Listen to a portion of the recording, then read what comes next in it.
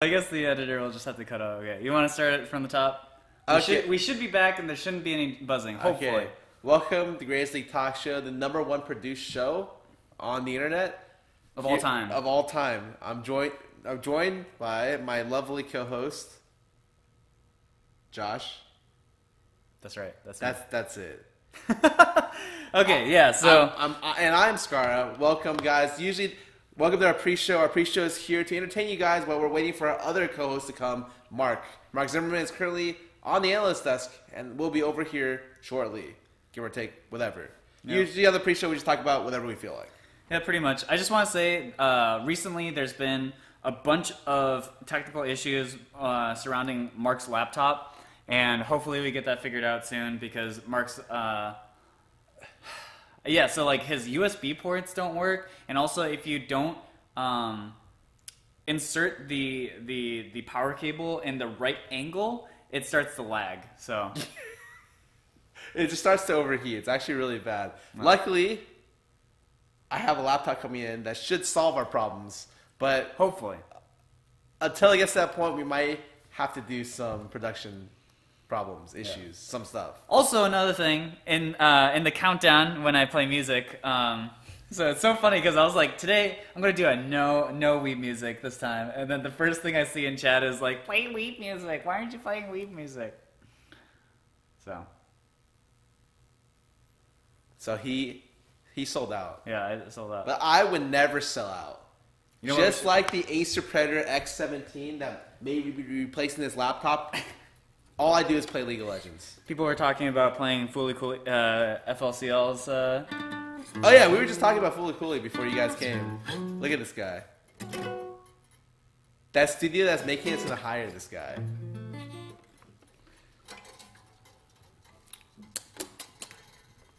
I can't play. Yeah, we should talk actually about Fooly Cooly too. I'm down because we talked about that for a second before we went on air. Every time someone brings out a guitar, I always get that thing where it's like, someone play Wonderwall. It's like... Oh, God. Oh. Anyways, here's Wonderwall. But yeah, for Fooly Cooly, for people who don't know, really, really good anime. Like, just phenomenal. And they all of a sudden, randomly, were just like, we're coming out with seasons 2 and 3. Yeah. Which was super weird when they got announced.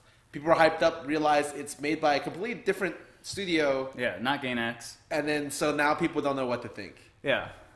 I at first when I heard about it, I was like, oh, I'm super excited, right? Because like Fooly Cooly is a great anime, even though it's 6 episodes long. But is it really only 6? It's only 6 episodes. Wow. But yeah, it's like a super interesting and wacky anime series, and I think a lot of people, it has like a cult following, so a lot of people are really interested. Actually, I can play it. Someone asked if I can play it Everlong. God. So I hate taking Josh out public with me.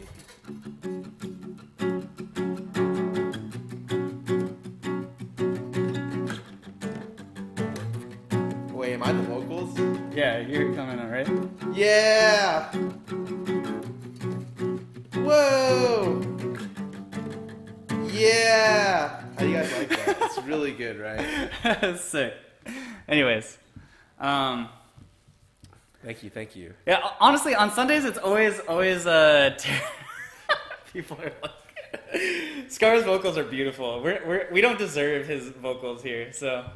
Now you guys know why I don't do musical streams. I would just embarrass You should totally do one with Lily. Oh my god, she actually is so talented. Okay, so real talk, I'm playing my NACS matches. Literally, my streamed match against Big Gods last weekend.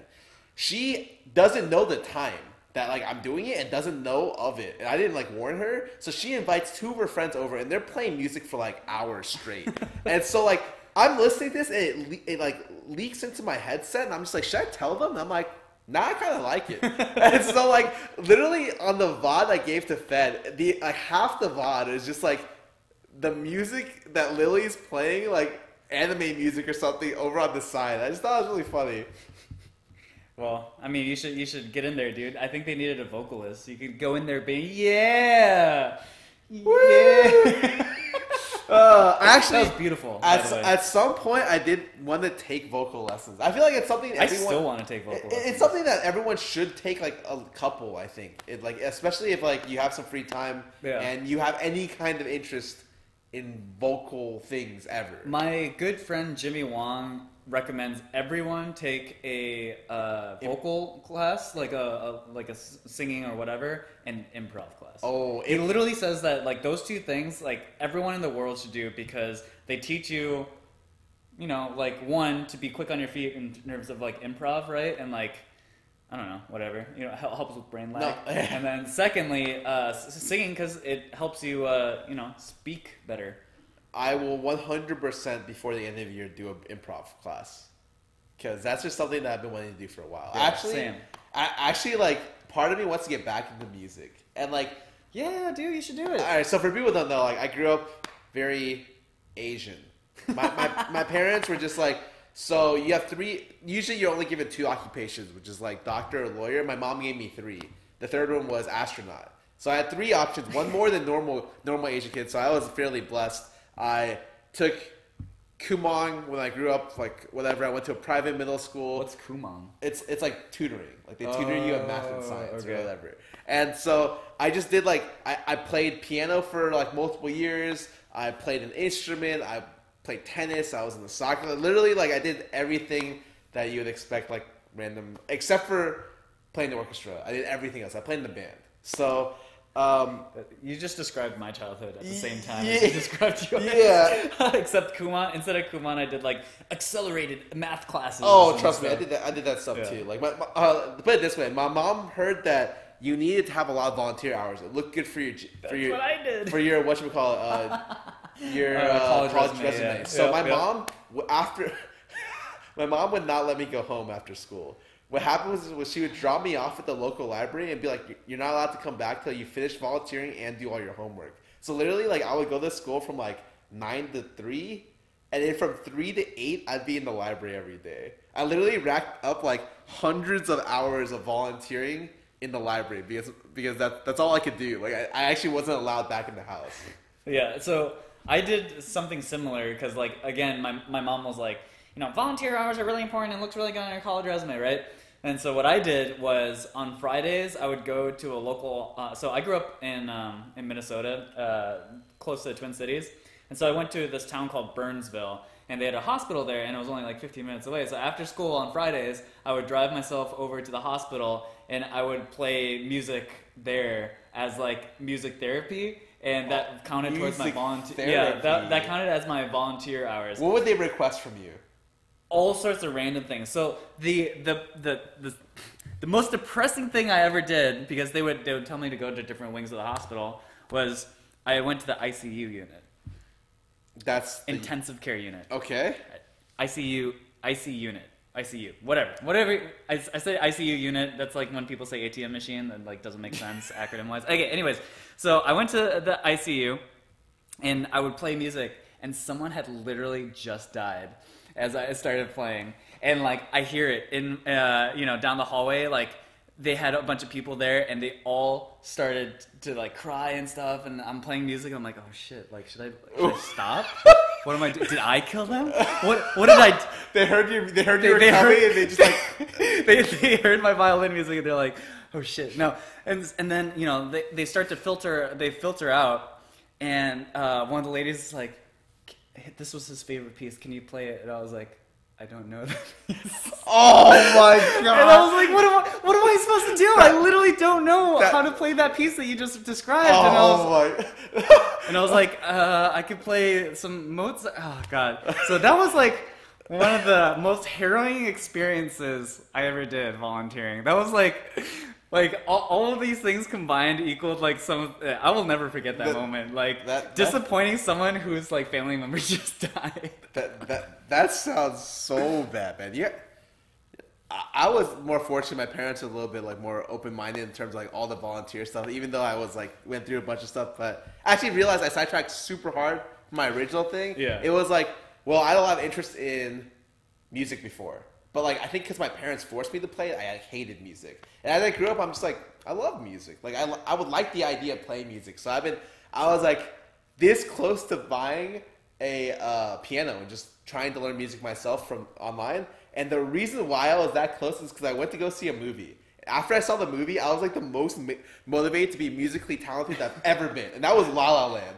Literally, I saw that movie and I was just like... I haven't seen it yet. Oh my God. It touched me. Like I saw the movie, I went back home and I'm just like... I was on the Amazon pages for pianos, like sorting out orders for which piano I should get that night. Holy shit. It was such...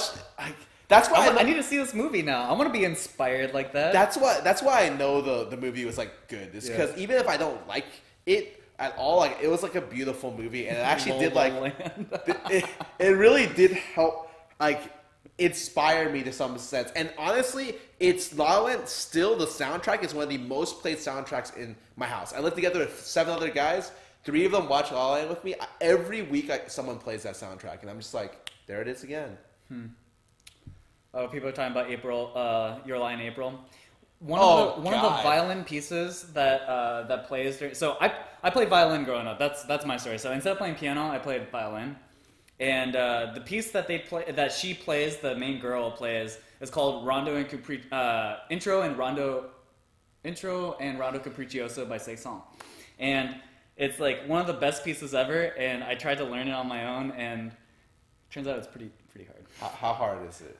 The intro is not that bad because it's like melodic and stuff, but it would take me a while to learn it, I think, now. Because I suck at violin now. It's would you like to tell the chat how good you were at violin? So I took violin super, super seriously growing up, and so this is part of why it makes me super sad, because like I would play music competitions. So in Minnesota, there were a couple of statewide ones called like MNSOTA, MTNA, these sort of things, and and let's just put it this way, I did really well at those. I would practice on average probably 4 to 6 hours a day, and then before like big competition days, I would practice like 10 hours. Like my mom would literally be like, "Come home from school early so that you can practice for And like people at my school, like my teachers were really understanding because they're like, "Oh, this guy's gonna go somewhere with music." And then I get to college and I quit. You know what kicked them? What drug he got addicted on in college to quit music? It was Super Smash Bros. That's actually not true.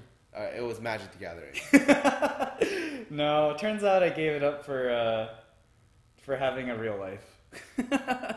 That's the worst one, dude. How'd you get suckered into doing that? I know. And honestly, to this day, I still kind of regret it a little bit. I attempted to do a music minor in college, and it was just too hard with my engineering schedule, and so it was tough. I'm trying to start up again. So for those people who asked, so recently, if you guys know who Albert is, he goes by Slightly Musical on YouTube. We did a Beauty and the Beast cover with Lily and June Curry-On. I recorded my own like Jin violin cover a couple months back. Hit the front page of Reddit. Hit the front page of Reddit, even though it took like one day. I did it like in the most rough way possible, but and people were like, "I'm astounded," and he's just like, "These don't even fit my musical standards." No, it's actually not that good. Anyways. So I'm trying to get back into music. That's one of the big things I'm doing. I do play electric guitar. That's another thing that I'm trying to do more of. My guitar is back here.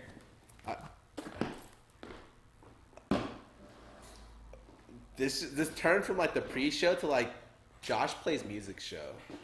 We're just have you tripped over that other guitar? All right, here we go.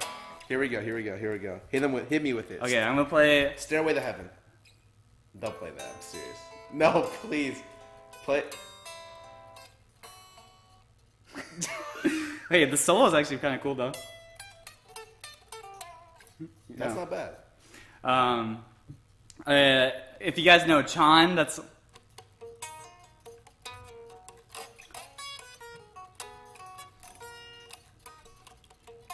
This is just embarrassing for me because it's like, he's like, look at all this artistic skill I have, and I'm just like, I hold up like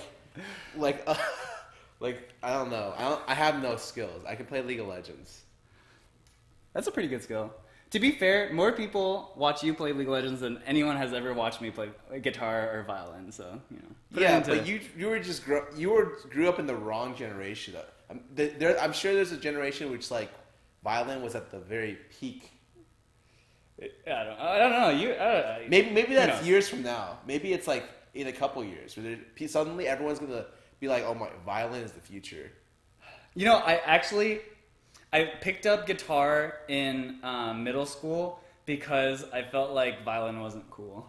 Really? Yeah, I'm not even kidding. Like you saw the people playing to those girls, and you're just like, I want to be that those guy. Are like 4 chords. I can do that. Wait, let me pull up Wonderwall. Like all those people who like pick up the guitar and learn Wonderwall. Like just like I'm playing like some of like the best classical music.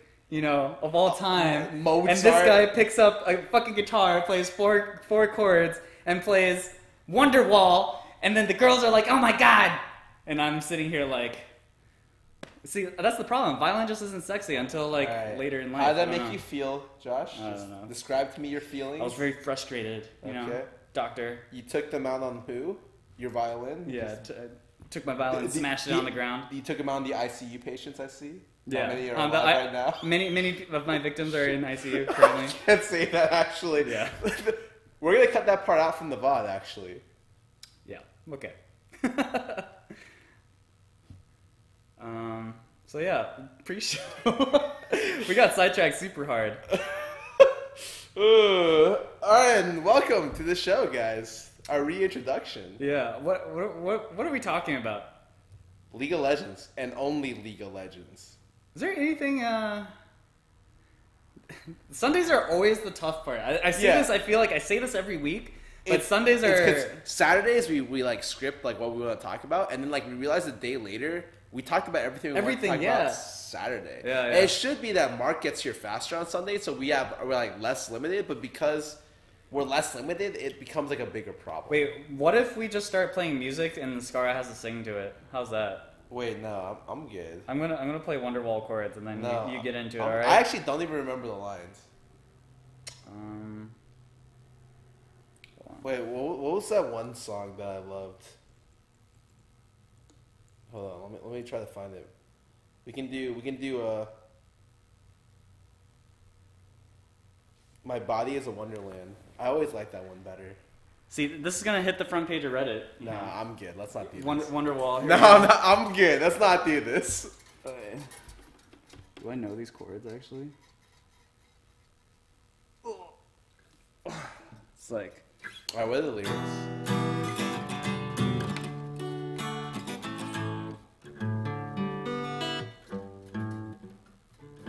I actually have to look up the lyrics for this song. All right, I don't like know a lot of music off the top of my head. So Wonderwall lyrics. Hold on, I need to look up what an A7 chord is. Please, Mark, come back very quickly. Oh, there we go. No! Yes, we almost got him to sing Wonderwall. Who's Scarra? Yeah. I'm gonna go to the bathroom. Nah, it's cool, dude. Let's just. I really gotta pee. Let's just go real quick, dude. Yeah, you should. Honestly, I'll help you. You should go really quick. I'll help you in there, dude. I'm just saying, like. Baby. That was your cue, dude. Wait, what?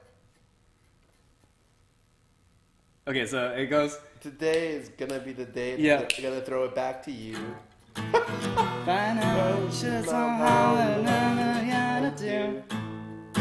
I don't believe that anybody feels the way I do about you now. I'm gonna stop this. I'm good. All right, we did it. Someone clip that. Please, I never want to hear about this moment ever again. I said the worst joke possible, followed by wonderful. Just the Scarra wall. This is amazing. We're done. We're done for the day. Sunday is officially the time where we kind of lose our brains a little bit. Yeah. We kind of just. Someone's clipped it. Oh, it's perfect. It's perfect. Voice of the age. Sunday's just gonna be our. I'm just gonna say I'm gonna get my lawyers to remove that from the internet. Anyone who has a copy of that will get arrested. Sunday's just gonna be the day where we force Scarra to sing to random songs. I thought it was 22 minutes. And you already are resorting to needing So, Wonderwall? dude, that's what we were saying. Is Sundays is always hard because Saturday. we You're go like through so everything. disappointed. You're like, Wonderwall? God, anything but that. I'm just surprised there wasn't other shit to talk about for 20 minutes. I'm just saying, dude, we started talking about everything from like music to like volunteer work when we were younger to being Asian. And then it just randomly got to the point where we started Two playing bros on the Wonderwall. couch needed to talk about Wonderwall, you know? Yeah, you know, it just happened. Oh, fuck. Did I forget my notes? You mean this? Nope. Okay, great. I did not forget my notes. I just did that to copy your ass. Just letting you know. Yeah, and then I too was pretending not to know where they were. Oh, you got me, you've, dude. You've been had. You got me. Okay, are you ready? Yeah, dude, I'm super ready. Welcome to the Greatest League Talkshow, guys. This is our... By the way, your USB ports are all fucked up. And Don't put it in the top one. You have to put it in the bottom one. It was buzzing on the other one too. No, the bottom one's usually fine. Welcome to Greatest League Talkshow, guys. This is our League of Legends analysis show, mainly covering the North American LCS. I'm Scarra, 5-time Emmy-nominated, award-winning actor. My co-host is Mark, creator of the fidget spinner. And Facebook. Get this thing out of my hands. Yeah, I'm not gonna be able to focus. And for today's episode, we're covering 4 Best of Series that happened today, as well as our weekly power rankings. Yep, and so today was kind of sad where both best of 2 or best of 3s only went 2 games were on one stream, and the full 6 games were played on the other one. Yeah, so it went extra long. Super long day. And to be fair, like, I blame CLG. I blame CLG not quite as hard as I blame them for yesterday. But I blame CLG, let's be real. I kind of blame Dig a little bit too. We'll get into that. We'll get into that. So, All right, so you want to kick us off? Yeah, this is the We started with Envy versus TSM, which should be really... MB versus TSM. There's really not too much to say. It was a 2-0 in favor of TSM. They picked the most bog standard, boring ass team comp you could ever pick, which is exactly what TSM plays well, and they basically smashed the series super hard. Put Bjerg on Syndra. Oh, we won! Shit! Wait, is Hanser gonna be on a tank though? Yes. Okay, and then maybe we could get Lee for Sven while we're at Yeah, it. they're currently their jungler that's 6-1. Yeah, and then I don't know, like maybe Thresh for the Biofrost. You got to start as a Thresh player. Maybe that would work. That and then wow, they 2-0 this week. That's Oh so wow, weird. dude, that's crazy. It wasn't even close, huh? To be fair, the second game was fairly Yeah, close. it was it was like close, and then there was just like no. Yeah, and then the first game was just a spanking by TSM. And what was sad in the first game was that like Envy were super close to turning a ton of kills that would have worked out well, and like TSM was just way better. Like they just like didn't fall to them. Like the first like TP down for ᵐᵉᵐᵉ, Lee Sin safeguards Biofrost to keep him alive at like 10 health. Next time that they gank top, the cocoon, the Hanser dodges it, so the equalizer basically whiffs because there's no hard CC, and then it gets turned. Like there's a bunch of shit like that where like someone should have died, and then no one died. That game of inches, right? And then, honestly, though, I would say the better team won anyways. But I do agree with you that like if Envy was going to have a chance, they would need to pick up like and convert these ganks into kills. And I mean that kind of happened the second game where they did turn a lot of kills. And this isn't to say TSM wasn't doing stuff. Like in the first game, they dove bottom at 10 minutes for the first kill into the game. They were making their own plays, but it was just like every Envy play barely missed out, all the way up to like where they lost Baron. Let's talk about that a little bit. So they dove bot lane with 4 people. Bjerg had priority on mid lane because he wasn't playing Gal. And they walked down. Galio gets... They walked down together and they 4-man dove bot lane. Or 2-man dove bot lane. Wow. Just incredible play. Super good. I wonder why they didn't do that the other 5 games they played. I don't know, maybe, yeah. No, actually, they did do it 2 of the 5 games, to be fair. I just think one of them failed, like, horrendously, and, like, the other one, like, didn't work somehow. But, like, this was the one where I looked at this, I'm like, very classic jungle mid. Synergy goes down there and just gets a kill. Good job. Yeah. On the other hand, I mean, the second game, Envy had their own plays that actually worked out. Like, TSM like went for a gank mid that. Are we skipping the first game? Or you just I thought we finished it because really I didn't know what else there was to say. It was like Envy went for some plays, TSM went for their own, and then like Envy had this play near Baron that like Okay, I guess there's not much to say. Honestly, like, Envy does a play that gets turned, and then TSM does a huge play. The one thing I will say is, though, there are a lot of bad Rumble players right now. Players who are not Rumble ulting correctly, just across all the series. Well, yeah. And I think ᵐᵉᵐ is one of those where this game especially did not hit a lot of great ultis. No, I think ᵐᵉᵐ is actually the weak link on the team, most likely, and he's someone who he gets, a strong laner and he goes even or ahead. Sometimes gets good map pressure and actually plays the split push well, but if he doesn't get ahead, he struggles a lot. And his Rumble, his ultimates are not super good, and he's got it like 2 or 3 times this season so far, and none of them have looked particularly compelling. That's pretty much all I have for the first. Yeah. TSM won a huge fight, and then game's over. So game 2, level 2 cheese by Sven. Really good, smart. I think it's really good. A lot of people don't expect it. Happened in another game today as well. Yeah, I think it was the other first series of the day. There was a lot of the Liras. People Lira'd a lot today. Which is great. Yeah. I love it. I mean, it's such a mix-up. It's so hard to prepare for because it's something that you can't actually know is an option. Because you can't see their runes as they load in the game. And sometimes, like, when you cross paths, you can't punish the guy who would level 2s. And so you still get the buff. Actually, is there a way, because you're losing stats on your runes to get the XP generated runes. So I think what people need to start doing in the LCS is they need to start, when you go for that invade onto Raptor Camp to get the ward down at level 1, you need to click on the enemy jungler and look at his stats. Because if he has the XP Quint, you need to get really prepared for the Lyra. Oh, shit. Yeah, that's actually really possible. Impossible? No, possible. Oh, what yeah. you do is you look at their attack speed. Yeah. Because you give up 1 attack speed Quint for it. So there should be different... You have to know the exact decimals for... Especially Lee Sin, Elise, and possibly Rek'Sai. Yeah, I mean... Wow, actually, I'm surprised people haven't started doing that. Because it's actually really, really, really important, I think. Yeah, and I assume maybe people do, but either way, it feels like the Lyra play almost always works to some degree, and you have to start getting ready for it now because it's too common.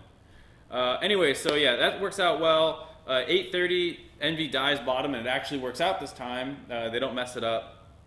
And then TSM go for a play mid that, because Bjergsen has gone MarkZ first, doesn't work. Double if roams mid, goes for a flash ult on Varus, misses the flash ult, but then Bjergsen stuns, I think it's Pyrian out of the lantern, and then ults it, but he just has MarkZ, so his ult does like no damage. And was this the Envy turn that ended up... Yeah, they get like 3 for 0. Yeah, they get 4 for 0. Before this point, TSM was in like really good position because Sven also getting top lane, snowballed the game. And then after this one turn by Envy, the game starts getting really bad for TSM. Like they pick up a straight 3 or 4 for 0. Yeah, I think it was 4 even, and it was just like I don't know. I've never seen Bjerg go MarkZ first on Syndra. There was like a lot of pickoffs because you're against Ashe, Thresh, Ahri. I mean, when you're against a Leash, Renekton. Ashe, Ahri, I think it's a good buy. Yeah, I'm not saying it's bad. I just don't think that they're necessarily used to playing around the, MarkZ's lost chapter. Well, Syndra. like this game collapsed so quickly because this 4 for 0 happened, and then literally right after Envy invades for the enemy red buff, catches Sven there, and then as Doublelift's trying to like assist him over the most random place, the Golem wall, he gets hooked by Thresh and then dies as well. And so they converted 6 kills in the matter of 2 minutes, and this is what caused Envy to be quite in a big lead. Yes. Anyways, Envy has a really big lead. There starts being a lot of like trade kills and turrets. Game gets like a little scrappy after that, and Apollo's playing super well. Like I think Apollo has been playing well the entire split. He's been playing well the entire split, and it's starting to get to the part where it's like he's in top 3 probably for 80 series performance. Really good. Yeah. Especially with Arrow falling off, Doublelift had like honestly pretty bad Varus games. Like when I look at Keith's Varus and Doublelift's Varus, I think they're Keith's pretty better, similar, yeah. Or like similar. That's a problem, honestly. Yeah, and there's one play around the top inner turret where like Sven gets this like really nice flash kickoff onto Apollo, who instant QSS flashes and breaks the displacement. And it almost kills Sven. Like you literally live with like such little. This play almost is like almost a 3 for 0 and probably Baron for Envy, but they only get like 1 kill and it's like a trade, and it doesn't turn out as good as it could have been. And finally, the way the game explodes is essentially they try to sneak a Baron. Yep. And kind of a risky sneak. Honestly, like I'm pretty sure the way it looked when they were doing it was they could have gotten it because Ashe was like seconds from backing, or was it Ashe? It was double. I think Varus was seconds from backing, and so potentially they could have snuck it. But then as the Braum checked, double F stopped his back. They just collapsed, killed everyone, got the Baron. Game's over in 5 minutes. Yeah, it was such a stomp after this Baron. It was like that C9 versus Echo Fox game where it's like, oh man, Echo Fox is, oh my god, they're dead. Yeah. From up like 5k gold. It was a similar feeling in this one. Honestly, like a lot of times, like when you make this play and you lose, you know the game's over. So it's like it's really hard to keep yourself mentally in the game when it's all right, you're just done. Yeah, you give up a Baron, you all die, and yeah, TSM closed the game out pretty cleanly after that. Yep. Pretty well played out of them. Hanser had a good series for the most part, but he was on Gragas 2 games. Double Lift is having like kind of not great series. I think he's doing okay generally. He's above average for sure, but not what I expected when I'm like, oh, it's Double Lift. He's coming back. Especially after you saw game 1 versus C9 where he like obliterated them with Caitlyn. You're like, oh my god, TSM's gonna roll. And he hasn't looked as good. And for the most part, Bjergsen's still a monster. A lot of the reasons they traded kills is because Anthony would get a pick, and then randomly Bjergsen would be like, I'm going to kill that Thresh. He dies, and suddenly they can't do anything. And so, yeah, Bjergsen's still playing out of his mind. That's pretty much the series. Just one hard game for TSM, and then one really, really easy game. Yep. Envy, Lir continues to look okay. More like an average jungler than Lir, like what we're used to seeing last split. Apollo looks really good. Pyrion in game 1 on Galio looked like doo-doo. His Ahri was pretty good for the most part. He was able to get a lot of those kills on the double lift and stuff. Almost took over the game, but didn't quite. And then ᵐᵉ continues to be like really, really hit and miss. And to be honest, Lir is pretty disappointing too. He'll maybe have a little bit of pop-off games, but not to the degree that he did last split, and definitely not the impact that he had last split as well. And I think Envy needs him to do really well. Yeah. He it's weird to say that someone playing decent needs to step up, but he needs to get back closer to his form. Because without it, they won't make playoffs. All right, we'll move on to Series 2, P1 versus CLG. One of the 3-game series today. I'll talk about it. So essentially, a lot of CLG games right now go this. It's a 3-game series. The first game, super clean series. You're just like, Smash. This team, best in the region. Second game, it's like they're smashing, and then all of a sudden, it's just CLG just throws out of nowhere, just like completely huge throw. And then third game is just all over the place. And so that's really how CLG plays their games right now. They're still the better team. I think when you look at them, you're like, this team is better. Yeah, they should be winning. But they get in a lot of situations where you're like, how did you lose that? Like, what happened here? So this is one of those series where first game CLG wins in super dominant fashion. Second game, it's actually pretty dominant for P1. It's like really scrappy early on, but there's a Nidalee pick who goes off really, really, really hard. Oh, this is the Mike Young game. Yeah. That's what I think it's. Yeah, okay, so... I say the Nidalee, you say the Mike Young. He actually did super well this game, so maybe a little bit deviation from the norm that I thought of CLG, and then the third game where P1's winning, and then CLG just understands the game better. And they're able to find a really, really good double TP play to be able to like kind of pincer the other team to a 4-4-0 into Baron. And it was kind of P1's fault in that instance, but we'll get to that later.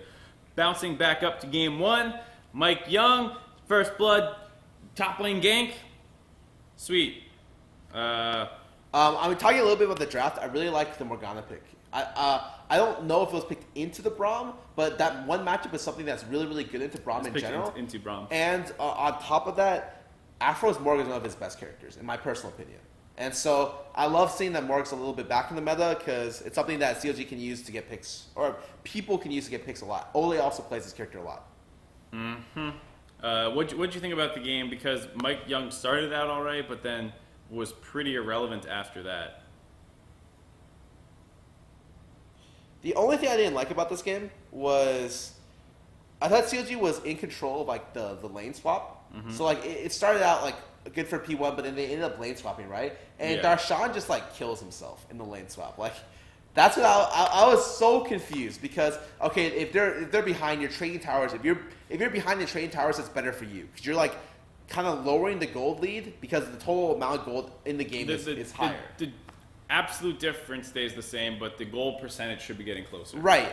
And so in one of these situations where they're pushing, they're on track to push, Darshan on Kennen is just like, you know what, I can just ulti and kill these creeps. And he eased it at the same time, just dies instantly. And you're just like, oh, I guess that wasn't a great play. And on top of this, I think the Jace didn't cruise up a huge lead on Kennen in terms of CS and just levels, which didn't actually do much in the game. Well, because it felt like the game was over before it would have mattered.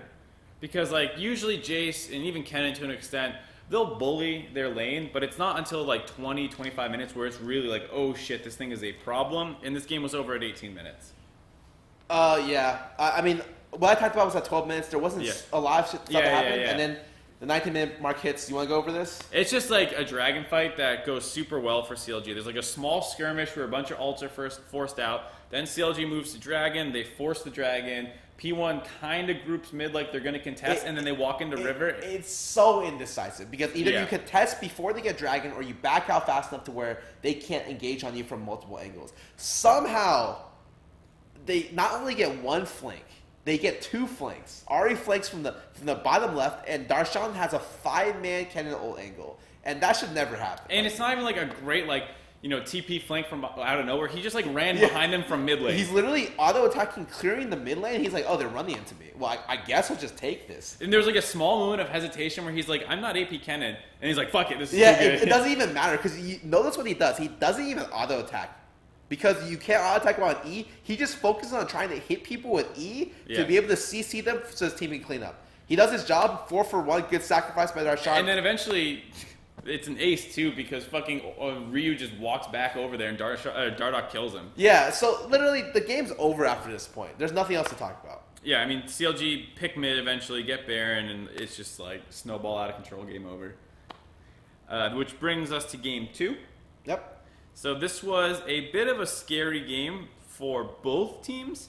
CLG runs Galio, Xayah, Rakan, Gragas, Lucian. And I actually like this comp a lot because you have 2 tanks who both bring magic damage to keep people a little bit honest in their build paths. Even though, you know, P1's comp doesn't necessarily have anyone other than Renekton who really wants to be building it. I like this and comp. And Tahm Kench, I guess. I like this comp if they can get clean initiations with Rakan Galio. I do think, though... Well, the other reason I like it is because P1 has almost no good lockdown. They have, like, Varus, and that's it. And, like, Renekton Flash W. And Lucian against a comp like that can run wild. And Huhi in a lot of these team fights was like just blasting people. The one thing that I will say tends to be like a big problem for CLG is just Kench in general. It's really hard to initiate on a Kench comp or get picks against Kench. And it's something that tends to like really be a problem for them both in this game and the next game following up. Yeah, the Tahm Kench pick was a huge problem. It's basically what, in the final fight that we'll get to later, P1 the game. Anyways, this is like a hilarious like sequence of events out of Mike Young. It's he evades. I'll talk about it. He evades Dardoch, gets his flash on the way out. Gets collapsed on, but on the collapse out, they are able to turn on Hui, kills Hui, and then what ends up happening is Darshan then kills Mike Young, and he ends up with double buffs. Mike could have lived there, right? Like, he runs up into the wall and then tries to kill Darshan as opposed to just running down to his castle and getting to the Scuttle Crab. Because he got Scuttle Crab before he invaded. It's definitely possible that he could have lived, for sure. But it didn't work out. It's 1 for 1, not the end of the world. Then suddenly Darshan converts the double buffs into a solo kill. Well, because he gets the solo kill, I think he recalled and got triple Dorans, like, instantly with double buffs. So he just completely fucked up Zig in a trade once. And it was hard to tell because it was like passive, WQE, passive. And 40% of his health just completely gone. He insta-killed him off that from like 60. Like chain CC dead, basically. Well, it was like a ridiculous amount of damage. But the good thing about this game is like Mike Young actually played super well in terms of like pathing. Lane gang Coplin, which by the way was kind of a risky play, but works. It felt kind of necessary. Yeah, it does, and it works really well with Renekton. Like if you're playing Renekton plus skill shot thing that either CCs or does a lot of damage, really smart. That's why Renekton at least is so good. Renekton Nilly essentially follows the same plan, and they're able to then convert and kill top lane, not just, like once and then down the line another time. Yeah, he does it. He kills top, and then one time Dardoch tries to hold the turret, and he gets dove as well. Yeah, and they just give up. CLG gives up a ton of kills around there. I think Mike also turned one mid as well. Oh no, who he gets a solo kill and then who he gets solo killed later. Yeah. That's something. It's just a mess all around. Which I guess before we get any farther on this, I want to say I'm not huge on Lucian mid right now. I think it's converting a lot of wins, but it's not that good. And I think as we get to like, if this is going to be the same meta that goes into the end of the season, I think someone's going to pick something that beats this, because there's just, I don't think there's a chance that like Victor is the only pick that people can play into this. I will say There's got to be other stuff. I think Lucian mid's super good. I kind of disagree. Really? But I don't think it's like ban out one thing, blind pick it good. Yeah, I think it's getting blind picked way too much. Yeah, that I will agree with. I think if you see a standard meta mid mage right now, Lucian beats most of them. And I'm fine with it in most of them. Yeah, I just think that like if someone's gonna pick Lucian, like I don't know. I think of Lucian more of like it's a top lane oppressive pick. So what are good top laners to be able to deal with this kind of stuff? Has anyone done the Jace matchup? Is it really that bad? It can't be that bad, right? Wait, but they're not playing it top. I know, but usually what happens is if you're playing a matchup that gets played top, if you bring the matchup mid, it wins the same way. Okay. So I would say like maybe the Jace matchup, definitely the Urgot matchup, right? That would win, but only like one person in a. Yeah, but you're like destroying your comp. But Lucian destroys the comp itself. But CLG's comp here, even though it was blind, and I agree, like maybe there is a counter pick that beats it. CLG's comp is still good into P1 before they see the last mid. Nid, Varus, Renekton, Tahm Kench is what you're facing when you take Lucian. Who is going to lock you down other than like a Flash Varus ultimate? Or if the Renekton gets massive and console you. If the Renekton doesn't get massive, Lucian just kites him out and fucks him up with Bork Black Cleaver. Lucian beats Renekton top lane.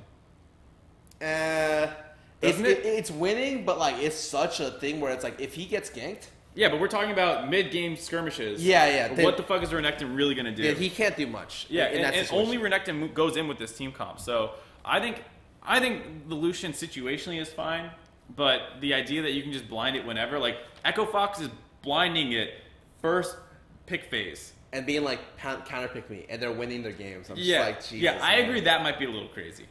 Either way, this game gets really, really scrappy. But for the most part, P1's coming out a little bit better. A lot of it has to do with Mike Young playing well. And a lot of it has to do with okay, so the way this... Reed is playing well too. This Cassio game. Yeah.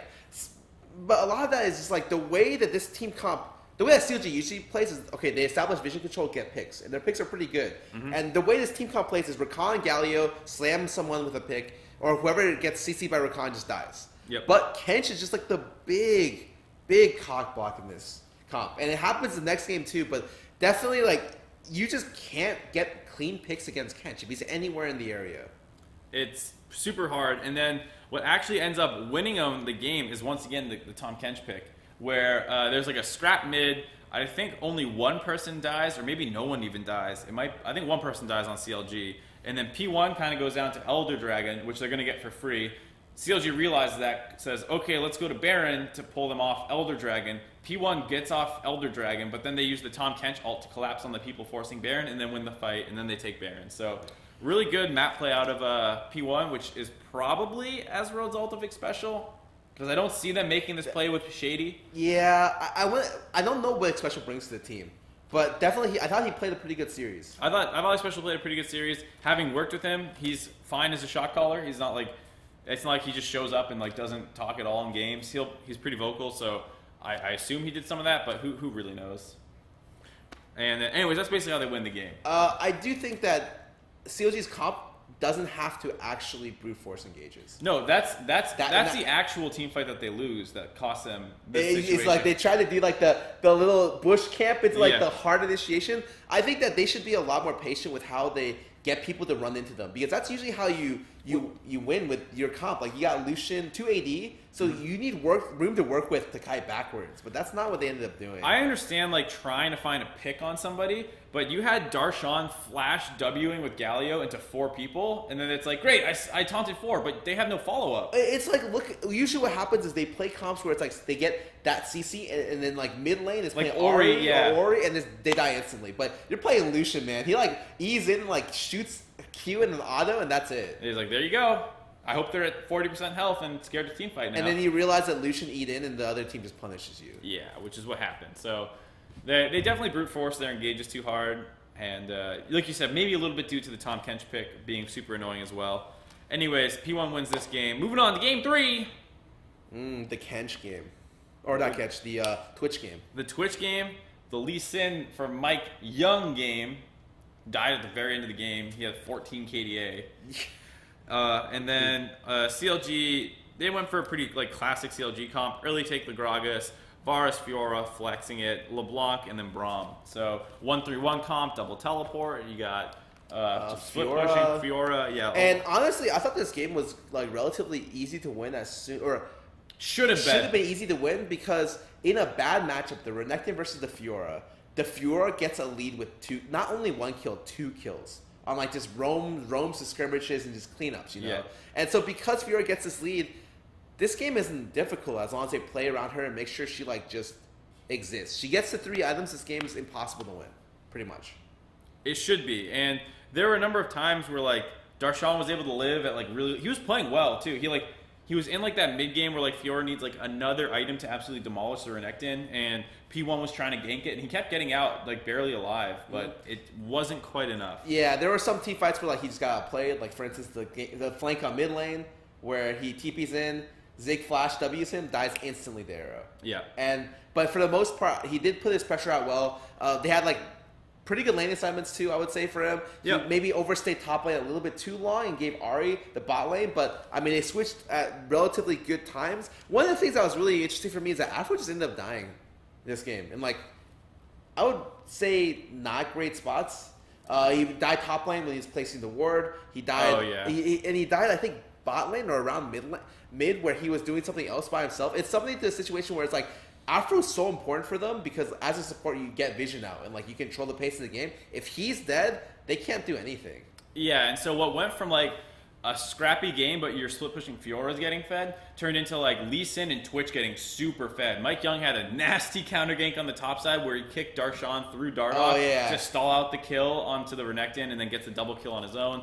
Mike Young was popping off mechanically this game, and Arrow was finding cleanup kills to the point where now you have a 5-0 Twitch out of nowhere. And this is a game where I thought Arrow played pretty well. The thing about Twitch is what makes him unique is his ability to gank stuff. Mm-hmm. Something that's no other AD can do. Just run up in lane, all right, just hit people down, mow people down. He did a great job being able to convert a lot of his pressure into getting picks or getting a lot of damage off. The only thing that went wrong for them was their engages were not super clean.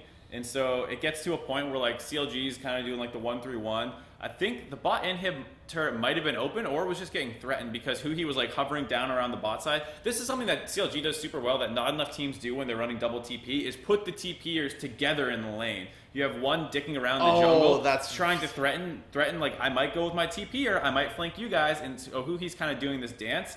And it makes P1 force super hard up mid. And that's another example of this is even in an earlier game where Darshan was split pushing bot. I remember this clearly. Hui ran through lane. Literally backed and ran all the way bot through lane. I think it was Ahri. And they ended up killing the person bot. I was like, wow. That was the game they were losing against TSM or something. Yeah, something like that. I was like, I'd be so upset if that happened to me because only they really do that. No one else really does that at all. You see Echo Fox play with their double TPs, nothing like this. Yeah, because people have this idea that double TP means you 1-3-1. Yeah. But it's a 3-2, and really that's a play that only CLG does at the moment. Yeah, and so anyways, they do this 3-2 play. It makes P1 force super hard at mid. McSpecial ults in as Tahm Kench. They're trying to pick Sticks A. Braum disengages, and then their flank is completely exposed to the Fiora LeBlanc. As soon as that happens, the game's over. As soon as you see the Kench ult in, you already know that's a terrible play. They were obviously really pressured. They're oh shit, they're going to take the inhib. And then they tried to do something overextended for it. But before this play, the one really big play that caused a turn in the game was the pressure bot lane. Oh, they had a big chase up top lane where Hui ended up dying to Renekton TP. Yeah. And then Hui respawned, TP'd back, and the chase is so long that they clean up with both Hui and Darshan. In something after Hui dies, a 4-for-0 collapse and Baron. I mean, the whole game was absolutely insane. And there's a lot of plays that worked out well, but that was the big one was that play right there. The one you just mentioned, and then the game-ending team fight now that they have the lead. I gotta say, Ryu's Talia, I fucking hate it. He has the worst Talia ults I've ever seen that don't result in him instantly dying.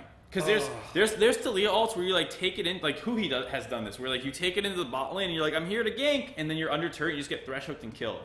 He doesn't do those, but he just shoots his Taliyah ult like a fucking like 12-year-old jerking off for the first time, just spraying it anywhere, and it just like goes up lane, it goes across this thing, it doesn't stop anyone's path, it's just going all over the map, and you're like, dude, control your Taliyah ult, Jesus, man.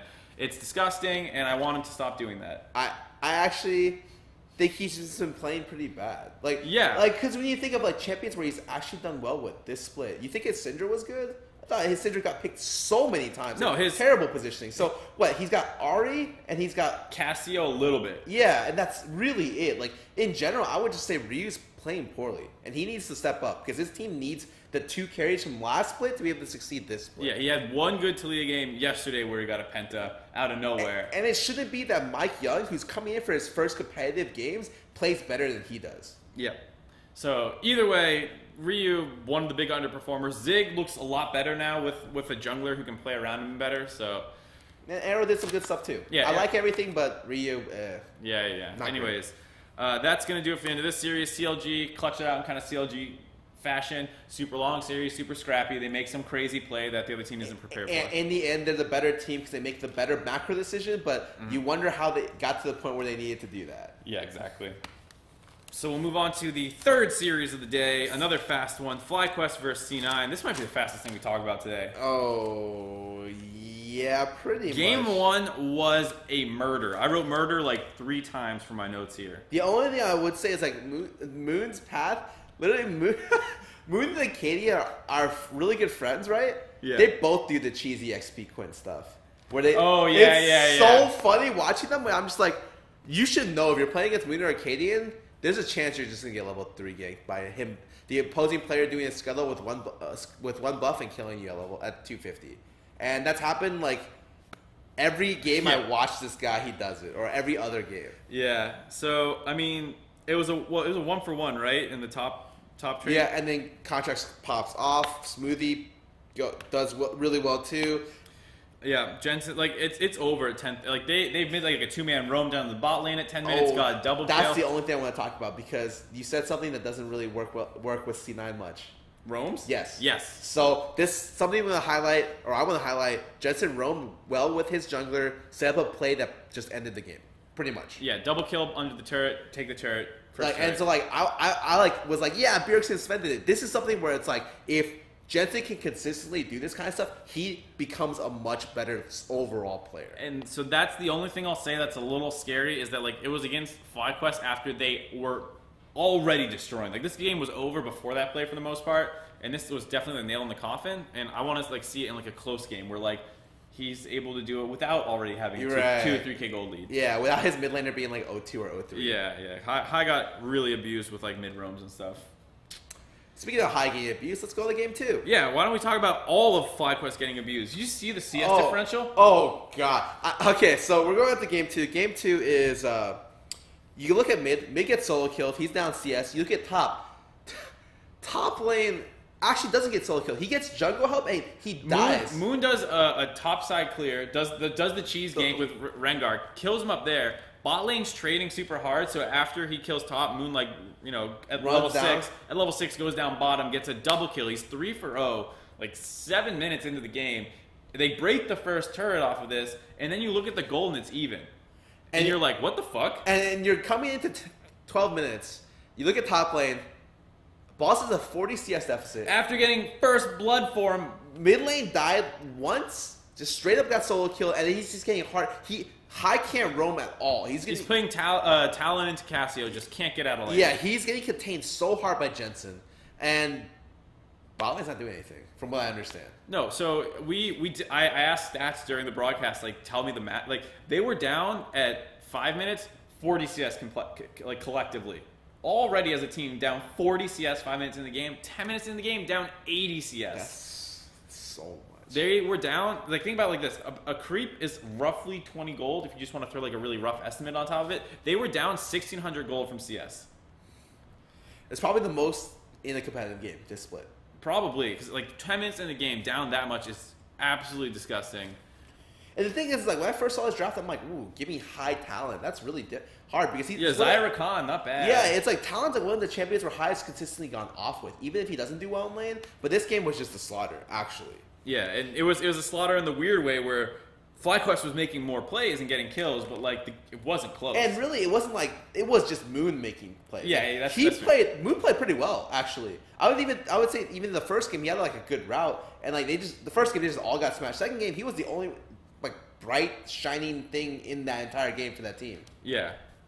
Eventually, because C9 are good players, after having all these CS leads, they start finding some kills, start taking turrets, and then out of nowhere the gold lead just like balloons because the CS leads are still there, and now you're getting global gold. This is probably a game that it's good for me to point out that Smoothie's does a lot of work this game. Even with Sneaky, like they're able to turn around a lot of ganks. Smoothie's able to like literally like come in and gank and execute ganks really, really well. Like roam ganks, like he did really good play top lane, came mid, Sneaky getting a Varus ult, he ended up getting like a 2-man Braum ulti. Yeah. Overall, I thought Smoothie did a great job extending his pressure, especially mid lane this game. There was a time where like High flanked around and wanted to ult, and like Smoothie was ready for it, gets the Braum shield up, and like breaks a couple of Talon's blades on his ult right away, and then blocks a lot of the damage coming back through. Yeah, so I think Smoothie and Sneaky both played really well this game. Yep. And this game was a slaughter. The only thing that happened was C9 lost to Baron, but like, who cares? They got Baron stolen against them. Oh, yeah. God, yeah. And then they instantly like just kept fighting and killing FlyQuest basically. And there's not much to say. This is a really like, it's not a lackluster series in that it was entertaining. Yeah, it wasn't that bad. It was just that C9 was just better. It didn't seem like there was a realm of possibility where FlyQuest wins. Whereas the CLG games, CLG can throw. This is a series where it's like, you're pretty sure C9 has this game in the bag from like minute 4. Yes, very, very, very, very quick. Oh yeah, Sneaky got 1,000 kills.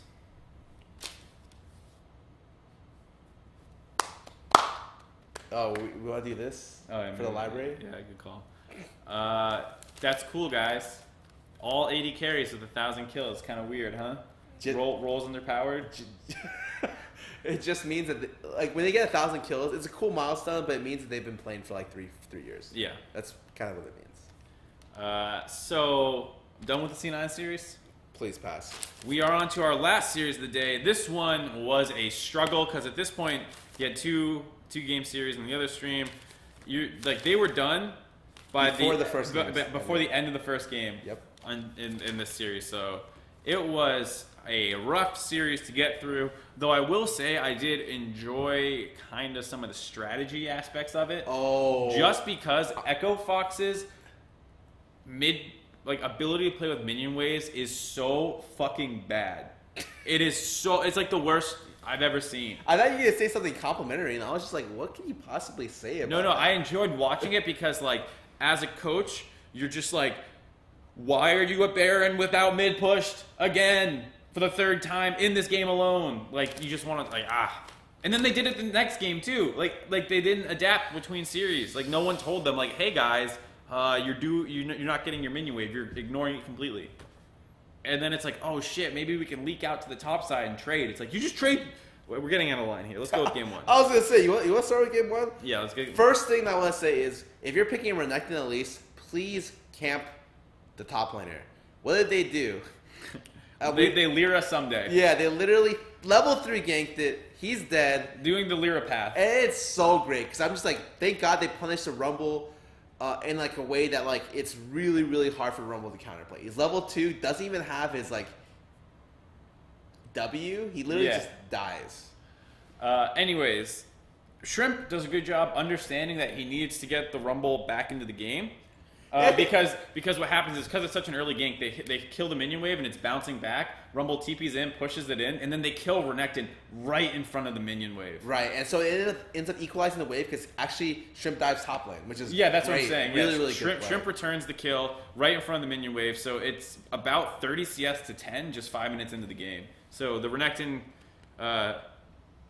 feels like it's about to start falling out of the game, but then Echo Fox just goes on a string of kills. They go from 1-1 in kills to 1-7 or 1-8 in kills. Yeah, a lot of that was just on their support the mid laner, Froggen. Froggen just goes crazy. Like, I feel like every game I'm riding, Froggen's fed. Like, just really every game, yeah. He's like 302 or 203 on Ahri, and he's just like, no one can match him. And he can get like solo picks just straight up, just one hit someone. For the most part, I mean, Acadian was playing well too. He got Renekton back into the game, made sure that he like wasn't getting destroyed by the Rumble, and the game stalled. Like, so they get kills at 20 minutes. It was like their last kill was around like 18 minutes or something, and then they don't get another kill till about 28 minutes, maybe 30 minutes, and then there's no kills until you finally start getting into this horrible mid-priority situation. Oh, God.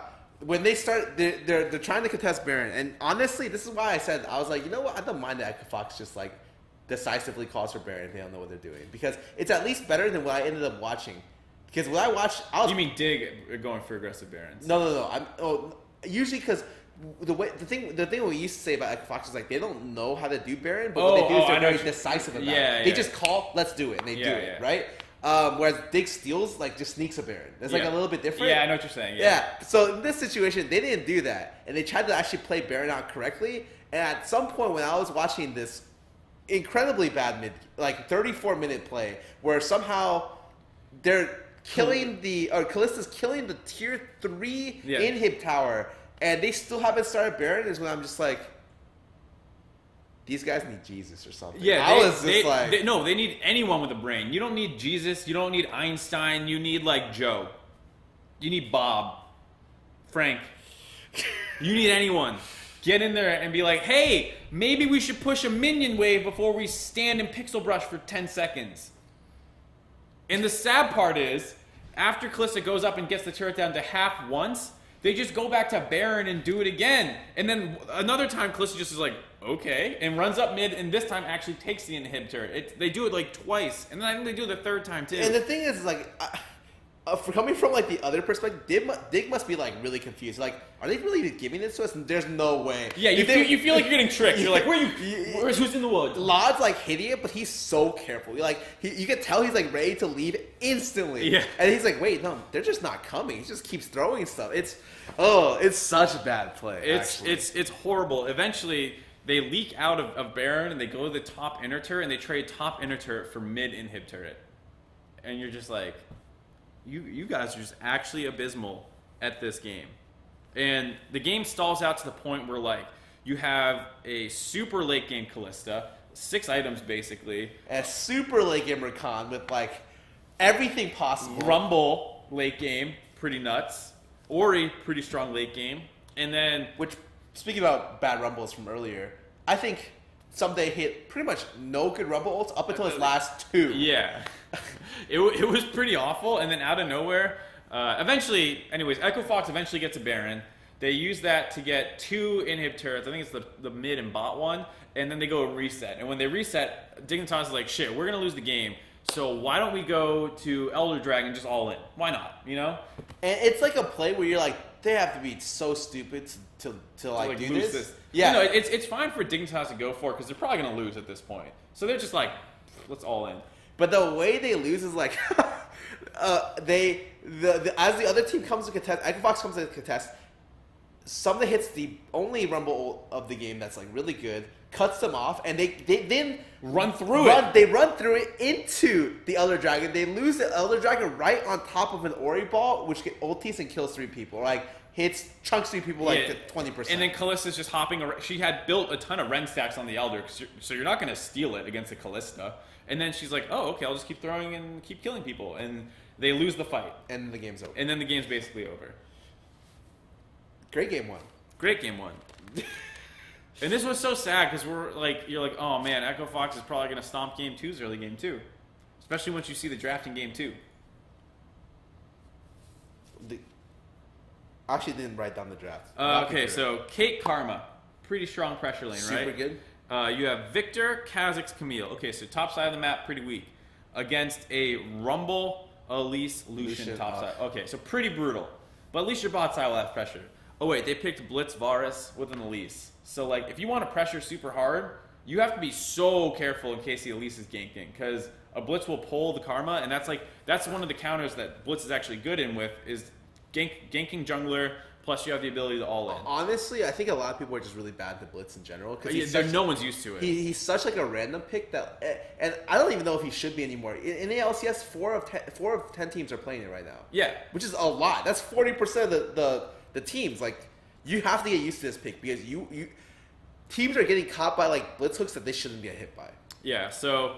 What happens this game, despite the fact that they have losing lanes everywhere? Well, that means Acadian can just go crazy in the other team's jungle. He, on the side of Dignitas, ᵐᵉ does a full topside clear going Raptors, Red, Krugs, and then going into his blue jungle. Acadian does, I think he does the same path with the XP Quint. I just know he meets bot lane on like their what is it? The blast cone. Yeah, he goes in, steals the blue, is trying to steal the wolves. That's when ᵐᵉ sees him. He's like, hey, get out of my jungle. Acadian doesn't leave the jungle, goes down to harass him on Gromp, and then the bot lane of Echo Fox, like, let's help get him off Gromp, and that's where Acadian's actually waiting to cut them off. And I think they 3-for-1 there or something. They get. It's actually a 1-for-1. Oh, it's only a 1-for-1. It's a 1-for-1, but what happens afterwards is Victor's been pushed in with Lucian this whole time because the jungle has been completely controlled. So Lucian's getting complete free reign of mid lane, and then Victor's low health, and then Acadian just wraps behind and kills the Victor. This is something so random because I looked at it, I was like, oh, Victor doesn't even have a heal.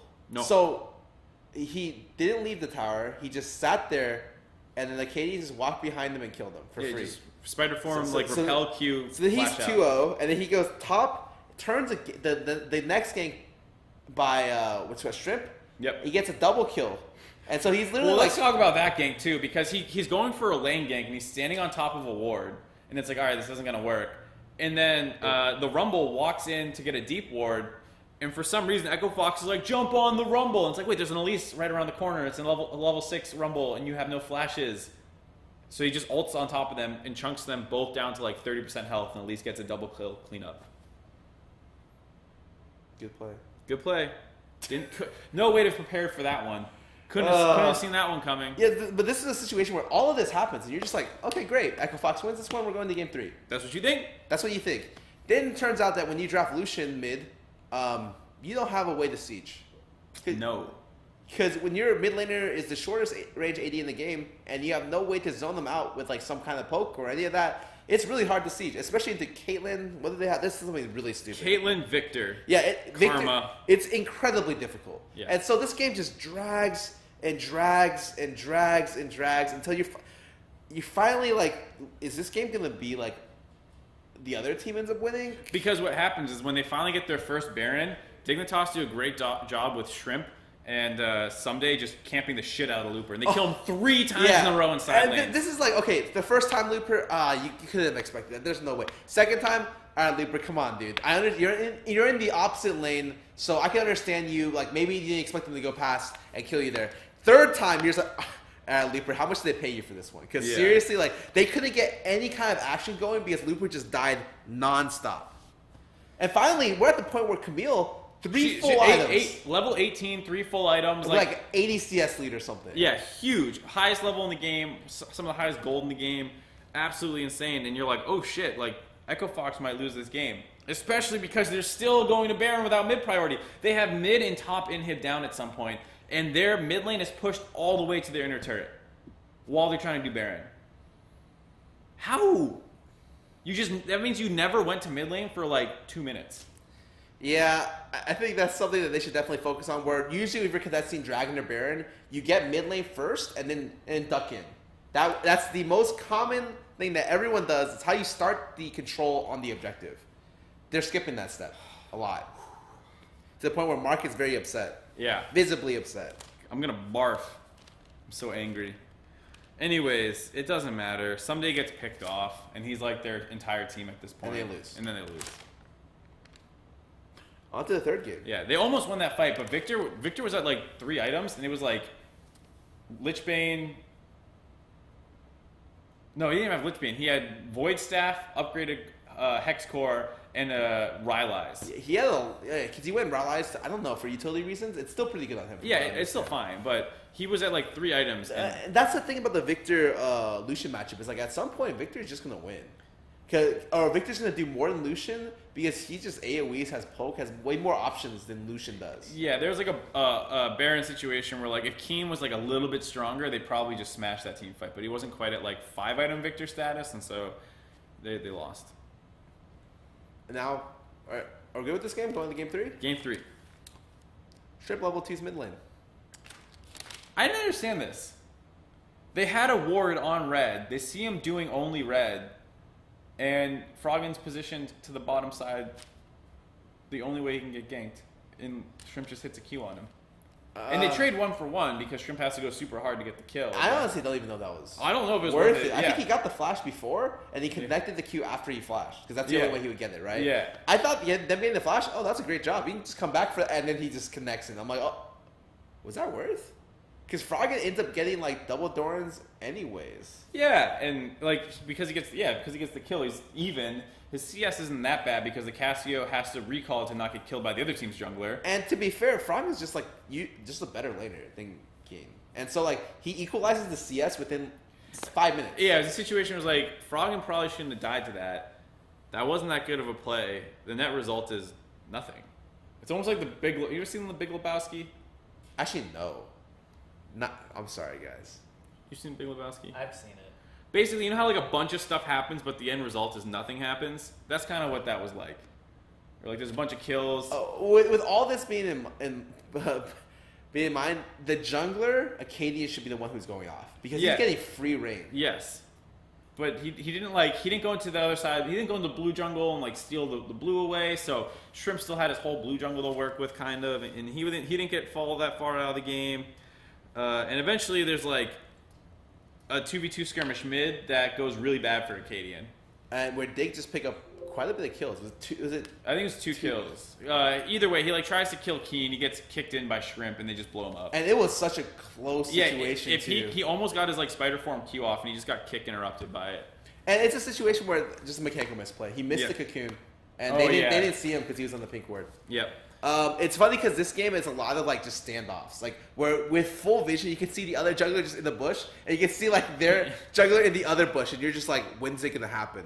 And then Shrimp makes the first move and somehow still comes out ahead. Yeah, so like there's like another 2-for-0 near Rift Herald. So at like 20 minutes in the game, it's like 4-for-2 in favor of Dignitas, and this is the first time in the series that they've matched Echo Fox's early game, and then they're a much better team past 20 minutes. Yeah. A really good example is just how they control Baron.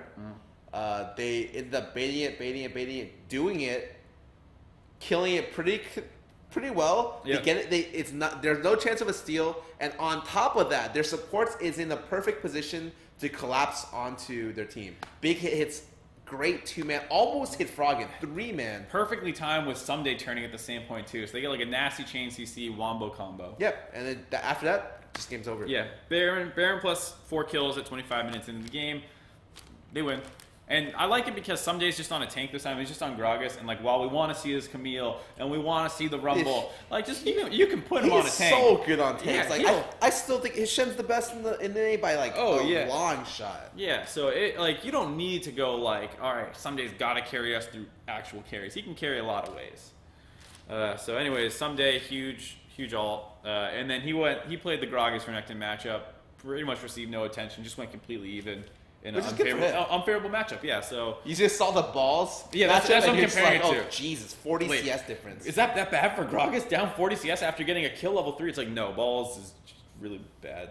Just got outplayed. Yeah. So, anyways, Dignitas win this series 2-1 off the back of their kind of really decisive Baron calls after 20 minutes, and that is it for Sunday's games, which means. Weekly power rankings. On to the power rankings. Now, before I get there, just because chat's going off about it again, no, I'm not bronze. No, I've never been bronze. I gave you a challenger jacket. Yo, thank you. Hold on. Oh, I'm going the wrong way. I'll let you do it. Oh, I just got mine in the mail. I haven't done the obvious Twitter picture with it, so I can get the sick retweets. Yeah, but you have to throw some stupid thing in there, like. Oh yeah. You think I can pick up any girls in the bar with this? Yeah, or like did you see what Nintendo X did with it? No, what was it? He just took a picture in the mirror and he's like literally half naked, only in his boxers. He's like, I'm just checking to see if my camera works. Man, I should just do something like that. Yeah. Yep, they call that a thirst trap. I'm just So, Oh, you gonna find out who's thirsting after you? yeah. See who's Thinking liking about that it. picture. Yeah. Thinking about it. Nope, never bronze. I was diamond when I cared, plat when I didn't care that much, and then just been falling off ever since then. But never bronze. I am not even ranked this season. Yeah, I was an LCS player when I cared, but now I'm just challenging. Now you see him on Delta Fox, and you're like, whoa. You still play the game, dude. I played a normal game once because PUBG went down with Yuna. I played Elise. He played Zed mid. We popped off. I was like 4-1, like Ooh. 20 assists or something. You should be juggling for our team, dude. Maybe I should. We shit on that game. All right, on to the power rankings. Hit it, Josh. Alrighty. So he's gonna reset the power ranking real quick. And by reset, he means manually adjusts because Yeah, no, he's pressing the reset button, but it's just because chat wants to follow what's going on. They'd probably we have to they'd be scared if you like. we have to slow it down for them. Yeah, dude, they're not working that hard. So I want to usually start the easiest part of the ladder first. Let's go to the very bottom. Do you think? I think you can go like 10, 9, 8 pretty easily here. I at least think my 9, 10 are just locked. Okay. It's okay. Wait. The one thing I have to say is that it's only locked between TL and P1, right? Wait, what? The last two. Wait, who do you have as 10? Give me 10. I'm pretty sure it's TL. Well, this is the thing. I have TL. P1 hasn't won a game or a series. That's true. Has Team Liquid won once? Yeah, they won one series. FlyQuest has won one series. Okay. Over P1. Okay. If I had to say, in a week or two, I think P1, like, the potential they showed with their new jungler, they're way better. Like, it's not even a question. But Sure. for now, because we don't do future predictions, I would agree that P1 just sucks. I was just asking what your 10 is. I think P1 sucks balls too, but this series did show me enough that You're a little bit. I'm considering. Oh. Because you look at the FlyQuest series, you look at the TL series this week. They at least beat TSM one game. No, they didn't. They got close to beating TSM one game. Yeah, they did That's the classic what I get meant. a lead and throw it horribly. We're really good at that over at Delta Fox. Yeah, that's our we That's our MO. study TL VODs. Oh God, no wonder we wrote 6. So I can see like P1 might actually be better. Then they lost to FlyQuest before these substitutions came in, before Mike Young, before Special. That's the only team FlyQuest has beaten. I haven't seen enough of them to really definitively say. I am almost 90% certain they're the better team. I would agree. I would actually think that they are, but We've seen one series. it's only been one. Maybe Mike Young had a phenomenal weekend this weekend, and he just like comes back down to earth because he played Lee a bunch of times, 3 times. It's hard for me to give it to them if they're not winning. It is. That's the real big. But, and it's not but like the thing TL's about the winning. power rankings is that they're supposed to not entirely be based on Right, record. and but, it's not like TL's winning either. Like Yeah. they're losing all their games too. I mean, they won 2 games this week on the side of P1. TL won 0. Now they did lose. Both of them went 0-2 in the matches. And but- TL did have one like game that they almost won. So what are you saying, dude? Right now we got Olaf just popped off. I might put FlyQuest 10. You would put FlyQuest that low? What do they do? Get outclassed individually in What's every their lane game by record? C9? Yeah, what's their game record? Oh God, I actually don't know. I don't know. I would have to check this, but I at least think that FlyQuest is like contesting a little. Maybe they're not. Honestly. I mean, because think about their early games compared to TL's. Like at least TL has like Piglet doing decently. Moon's doing pretty well actually. Moon's doing fine. When Don't you get see me wrong. most of their I games, like you're Moon. just like Moon's popping off. I like Moon. No, They're- not match record, they're- dude. Game record. How many games have they won? Yeah, this is definitely. They've won more games than both P1 and TL.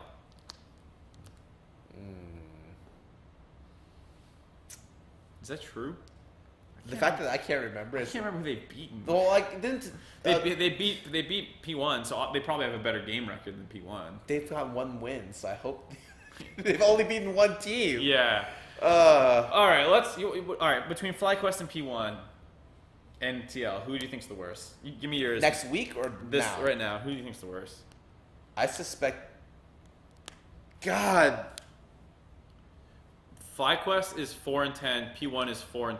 TL is 3-11. TL's only won 3 games, dude. That is so bad. Maybe TL's the worst, dude. Maybe they are the worst. Like, I can't even, because at least P1 can win a game. Yeah, they've won a couple. Without winning a series? I'm down to keep, like, honestly, these are close enough to where, like, we put them, like, it's just a little bit. This is like a clump of 3 of I'm them. down for FlyQuest, P1, TL. I'm fine with that too. I mean, like you can argue any 3 of these teams. Yeah. Like, this is the F tier. Yeah, whereas if you're arguing for one of these teams, really reevaluate yourself. Yeah, you're like, no, they failed harder. All right, you may not get into any colleges, but like these guys aren't even going to graduate. You know, like who cares? Just F. So we said TL, P1, FlyQuest, going bottom up. It's like close enough to where like I just don't want to spend a lot of time arguing about it. Yeah. Because it's something where it's like I'm arguing for nothing. Yeah. What are you arguing for? Like in a hypothetical world where no one can do anything correctly. Yeah, I'm just saying Steve doesn't pay me enough to put their team higher. Yeah, I feel that. Get that paper, sell out, whatever, buzzwords. You ready to go to the top of the standings? Because for me, I feel like my number 1 team hasn't shifted around all that much. It's CLG. It's CLG. It just sucks that they can't. God, you see that they're so good, and then they just do some shit where you're like, really? You throw an 11K gold lead? Really? Yeah. You're 9-0 on Renekton. No other team can even get Renekton that big. That's not last week. It's not last week? Yeah, because Immortals was super Where'd low. you save the last week? I made a new folder. Week 2. I just put them in new folders, so you're not just confused, hopefully. Yeah. So yeah, CLG remains number 1. I mean... Oh, God. Oh, God. back. Earthquake. They have good macro play for the most part. They get really lazy sometimes, and like they just group up when they don't need to, and just hope that they end the game. Yeah, and even with that being said, their macro play is still better than the other 2 teams by like a lot. A lot, yeah. It's not even close. Like a lot of people are thinking like TSM plays cleaner. It's like TSM does less. yeah, absolutely. Like they brute forced a lot of their wins. Oh, you put our mid laner played Syndra. Wait, we won the game. It's like TSM has a really clean hut, and CLG has like a dirty mansion. They just have a lot more that they're doing.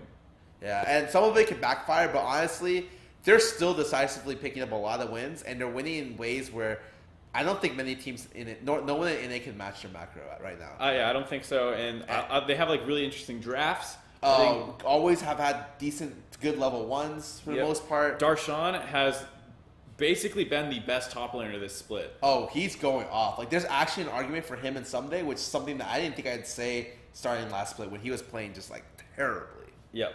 So really, really surprising. I mean, Someday probably still the better player, but in terms of like, I mean, Darshan leads the league in kills. In terms of like just actual performance in games, he's doing just monstrous. Yeah, absolutely monstrous.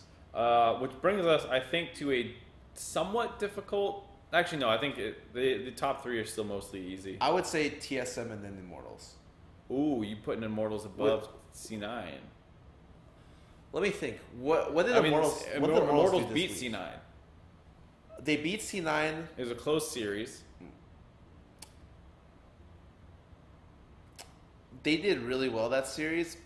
That's probably really close for me, but I do think TSM is still better than them. All right, so we can drop TSM in at 2 right now because they're not going anywhere.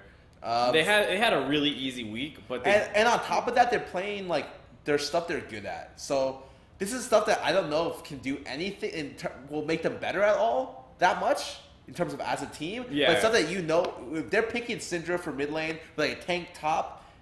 They just win with these. Yeah, I mean, it's like their bread and butter. They're basically just being like, no, we're still good. We're still potentially the best team in the league. We're gonna smash some kids with these picks and get on with our day. Yeah, and like we'll go back to scrims and try out stuff, but like on stage, whatever. Yeah. I think one thing we have to talk about is how good do you think Dignitas is? Because they're at 5-1 right now. That's really. They're tied at the top of the standings between Immortal, CLG, and Dig. Do you think Dig is better than TSM? No. I don't even think it's close. No.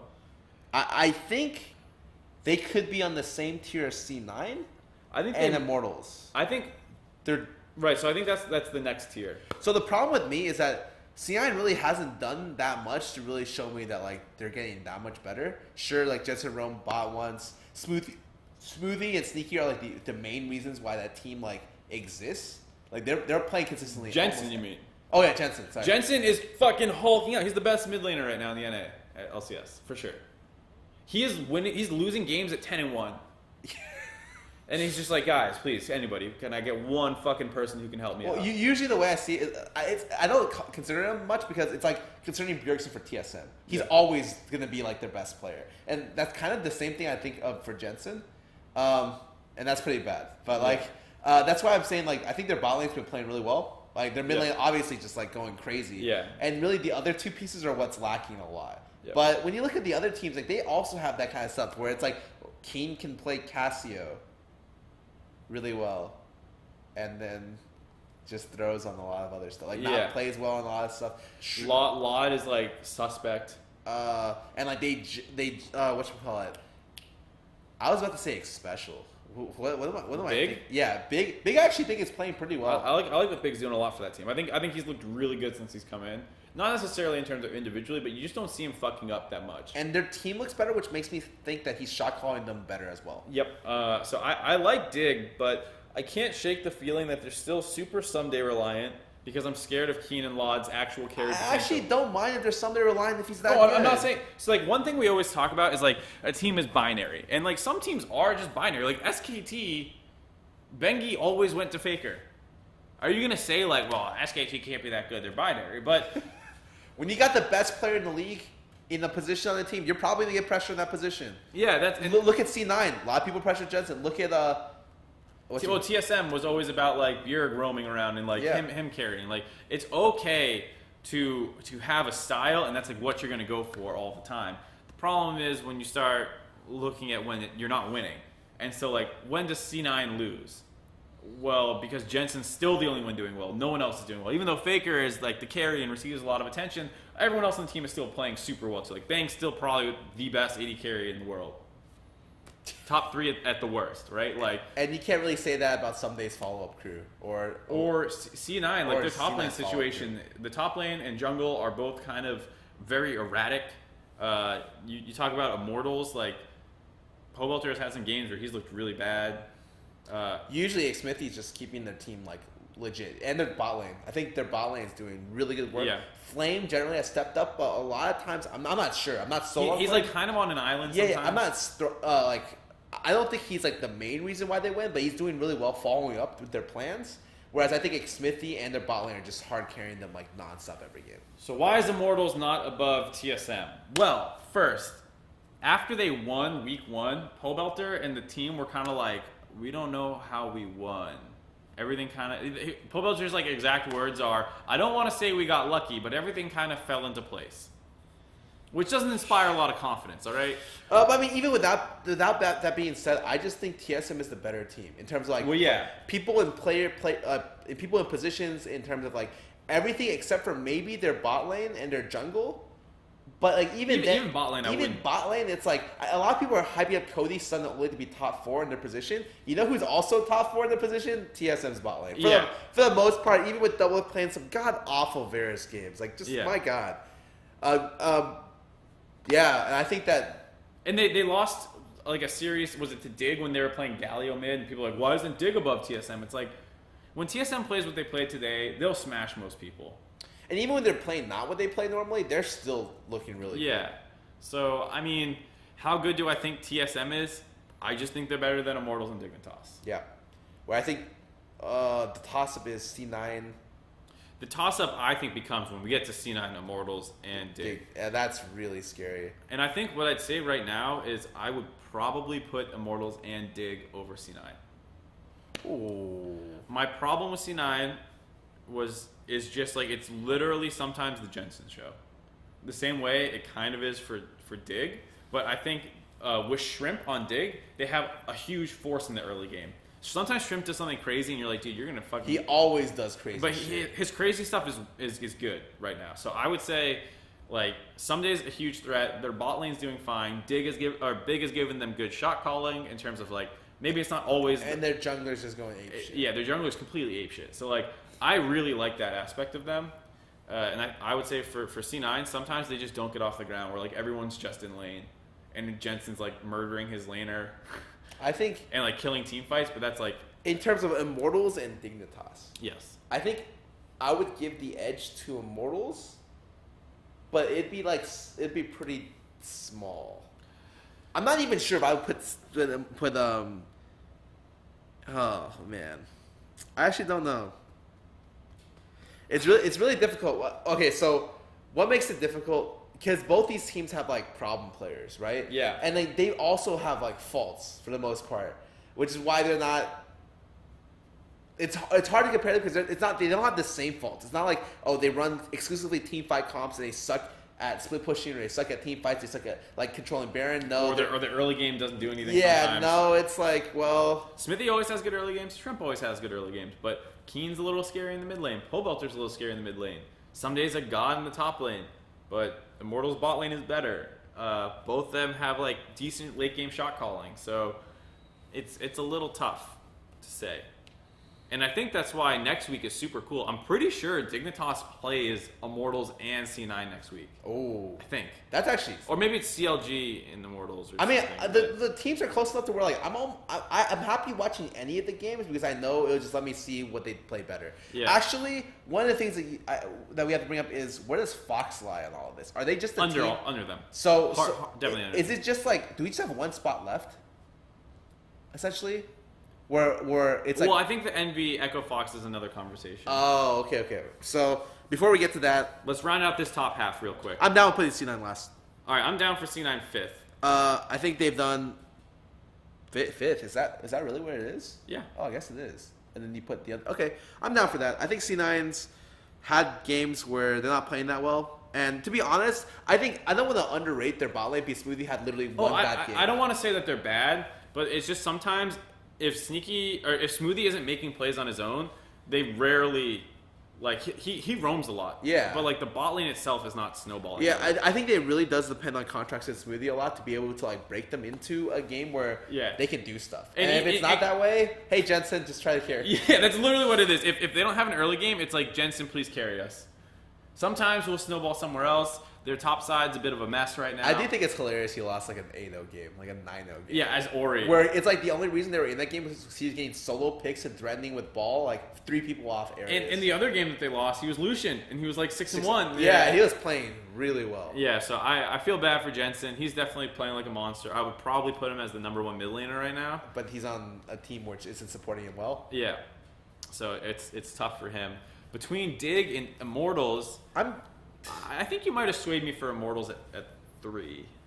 It's like close enough to where like, I don't know enough about the teams. Like we're still going through like a lot of the weeks, but I really like the Immortals improvement over the weeks. And honestly, I think what sells me on Immortals is they feel like they have fewer holes. I think like Dig can be more explosive. Especially with Shrimp. Shrimp's super explosive in the early game, and then their Barons at like 25 minutes, they'll just randomly get a Baron versus anyone.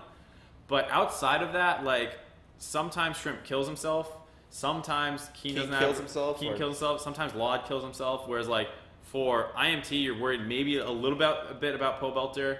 And Flames is playing really consistent. Yeah, he's super consistent. Maybe not always on the exact same page, but he's not like dead randomly. Yeah. I mean, and I like that a lot in terms of just like what I'm seeing at the moment. I like Immortals a lot, and I think that honestly, their bot lane has gotten to the point where I'm really impressed with them. I like them a lot. I think you put them top 3, top 4 bot lanes. Yeah, and they're consistently putting Immortals in winning positions every single game.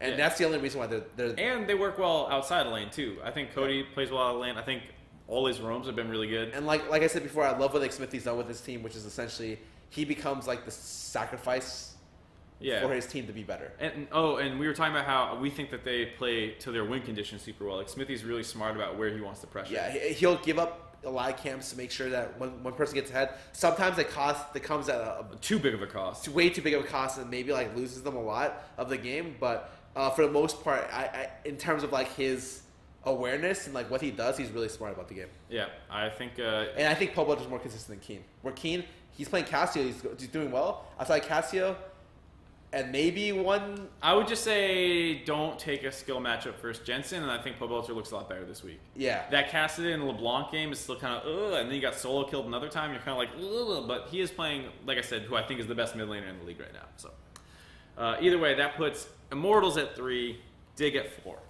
I like it. And then we come to Envy Fox. This one's tough. And you know I'm not biased this week because I didn't wear my Echo Fox stuff, so I can just...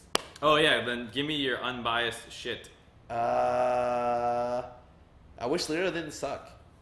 I wouldn't go so far to say he sucked. He's just it's like Hercules lost his godhood. Hercules turned into Hercule. And that's what happened. Samson got his hair cut off. Yeah. He's lost his superpowers. Like, sure, maybe he's like one of the strongest men on earth, but like this fight somehow transcended the plane, you know? Yeah, that's how I feel. He needs to get back to godhood to push these guys into the top half of the league again. Yeah, and I really don't think without him, they're not going many places. Yeah. Seraph's a big question mark for me. I don't like how inconsistent he is. Pyrian's champ pool got exploited this week, I think. Because they banned Talia. Yeah. And then they picked Cassio early, and it's like, play Ahri into a Cassio. Play Ahri into Cassio, I dare you. And then he's like, all right, fine, I'll play Galio. And then he just didn't do anything the whole game. The thing is, I dislike Fox's macros so much that like I'm almost willing to put them worse. But they are winning games a lot, and they have Froggenwood. You're literally just like, you're watching this guy play. Holy shit! They give me a little bit of that envy feeling last split. Oh, where they have one of the best early games. Their early game's so good. They have the best early game, right? I think statistically they have the best early game. I would have to check, but I wouldn't be surprised because Acadian's going nuts every game, basically. Yeah, so Acadian's back to like his early season spring split form where he was the best jungler. Looper's looking better this split. Looper's going off. Like literally half the games, this guy's like just tearing it. Yeah, destroying people in side lanes the past 20 minutes. Oh yeah, Keith has gotten a lot better. You see his team. Yeah, he's solid. His Varus is actually really like I said before. Compare Keith and doubles Varus. I would take Keith this week, and that's like really like that's not something I would have said last year. No, or last split. And so I do think there's bigger question marks for me, even with Apollo playing really well for Envy. Like I gotta give you that one. You're right. I think Apollo is like top 3 actually. I think about how Apollo's been playing. He's just playing on point.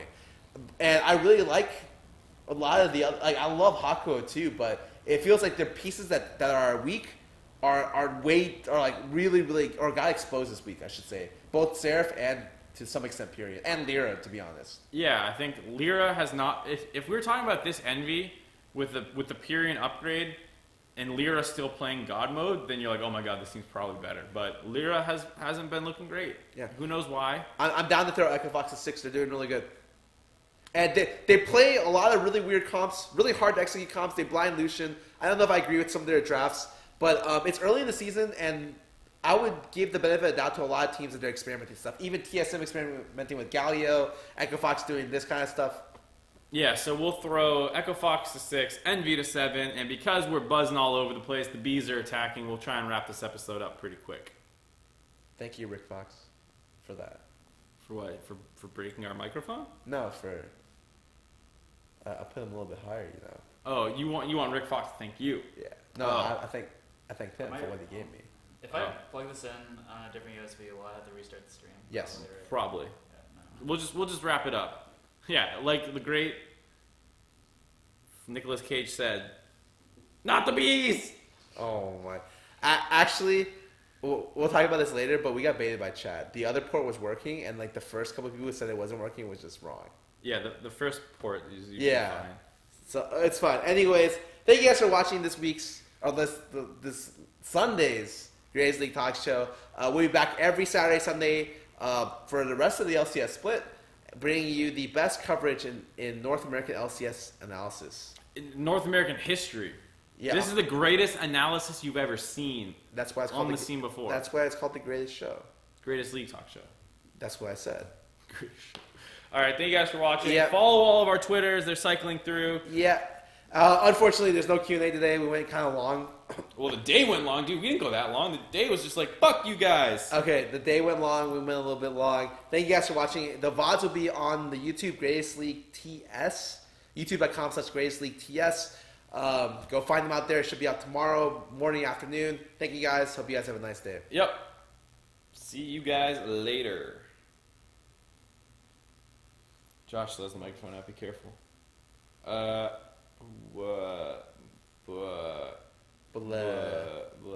My body is a wonderland.